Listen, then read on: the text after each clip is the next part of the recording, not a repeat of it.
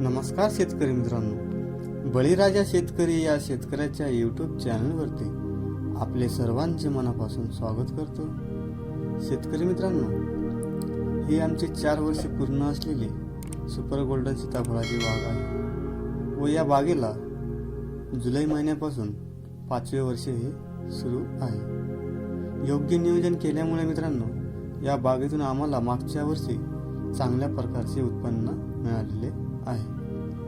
मित्रांनो, video skip न करता शेवटपर्यंत बघा, जेणेकरून आपल्याला योग्य माहिती मिळेल। मित्रांनो, या बागेची कटिंग आम्ही मे महिन्यामध्ये केलेली होती, परंतु मे महिन्यामध्ये टेम्परेचर जास्त असल्यामुळे या बागेमध्ये सेटिंग झालेली नव्हती व आता या बागेमध्ये चांगल्या प्रकारे सेटिंग झालेली आहे।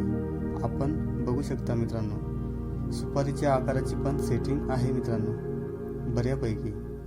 तर मित्रांनो, सततचे पाऊस चालू असल्यामुळे या बागेचे नियोजन हे थोडे 5 ते 6 दिवस उशिरा चालू आहे। पाऊस असल्यामुळे या बागेला ड्रेसिंग तसेच स्प्रे करता आलेले नाही। मित्रांनो, या बागेमध्ये जे नियोजन होईल याचे प्रत्येक व्हिडिओ आपल्याला बळीराजा शेतकरी या यूट्यूब चॅनलवरती पाहावयास मिळतील। त्यासाठी मित्रांनो चॅनलला सबस्क्राईब करा मित्रांनो। तर मित्रांनो, आजचा आपला विषय आहे, जर सुपर गोल्डन या सीताफळाच्या बागेमध्ये सेटिंग होतच नसेल स्प्रे करून ड्रेसिंग करून, तर त्यावर काय उपाययोजना करायला हवी। तर मित्रांनो, मला बहुतेक शेतकऱ्यांचा फोन येतो की सर आमच्या बागेमध्ये सेटिंग होत नाही, सगळे उपाययोजना करून। तर मित्रांनो, त्यासाठी आपण शेवटचा पर्याय म्हणून आपण आपल्या बागेमध्ये प्रत्येक झाडाच्या प्रत्येक ब्रँचच्या जे शेंडे असतात मित्रांनो, ते आपण कट करायला हवे।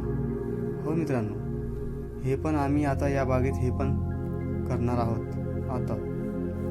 व मित्रांनो, शेंडे कट केल्यानंतर आपण एक बुरशीनाशकाचा स्प्रे पण घ्यावे मित्रांनो। मित्रांनो, शेंडे कट केल्यामुळे आपल्या ब्रँचमध्ये जो स्टोरेज असतो, जो वरती जातो शेंड्यामध्ये, शेंडे कट केल्यामुळे तो स्टोरेज त्या ठिकाणी थांबतो। तर मित्रांनो, आपण बघू शकता आपल्या बागेमध्ये सेटिंग ही एका टप्प्यात झालेली नसून ही 2-3 टप्प्यात झालेली आहे। काही सेटिंग ही ज्वारीच्या आकाराची आहे, तर काही सेटिंग ही बोराच्या आकाराची आहे, तर काही सेटिंग ही सुपारीच्या आकाराची आहे। आपली ब्रँच मित्रांनो 2 विताची झाली की आपण त्या ब्रँचचे वरचा जो शेंडा असतो अशा प्रकारे कट करायला हवे मित्रांनो। यामुळे मित्रांनो या ब्रँचमध्ये जो स्टोरेज वरती जातो तो त्या ठिकाणी थांबतो व स्टोरेज थांबल्यामुळे खालच्या साईडला जी आपली कळी असते, ही कळी ही त्या ठिकाणी मजबूत, हिचा जो मागचा देठ असतो हा मजबूत तयार होऊन कळीचे सेटिंगमध्ये रूपांतर होते मित्रांनो। मित्रांनो, आपण बघू शकता आमच्या बागेमध्ये प्रत्येक झाडावरती प्रत्येक ब्रँचवरती चांगल्या प्रकारे सेटिंग झालेली आहे।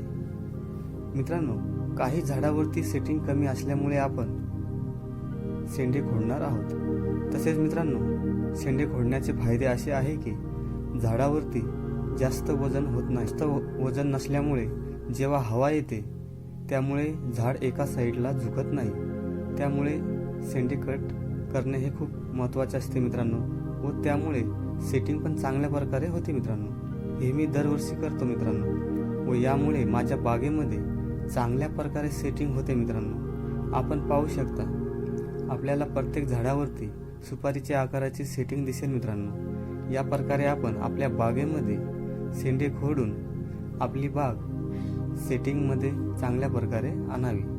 शेतकरी मित्रांनो, योग्य नियोजन केल्यामुळे योग्य उत्पन्न आपल्याला सीताफळ बागेमध्ये मिळू शकते मित्रांनो, या बागेचे जे नियोजन होईल हे आपल्याला पुढच्या व्हिडिओमध्ये आणखी पाहावयास मिळतील। त्यासाठी मित्रांनो बळीराजा शेतकरी या यूट्यूब चॅनलला सबस्क्राईब करा मित्रांनो। आपण बघू शकता मित्रांनो, आपल्या बागेमध्ये चांगल्या प्रकारे सेटिंग ही झालेली आहे योग्य नियोजन केल्यामुळे मित्रांनो। तर मित्रांनो, आपल्याला व्हिडिओ आवडल्यास आपल्या मित्रांपर्यंत शेअर करा मित्रांनो. धन्यवाद शेतकरी मित्रांनो.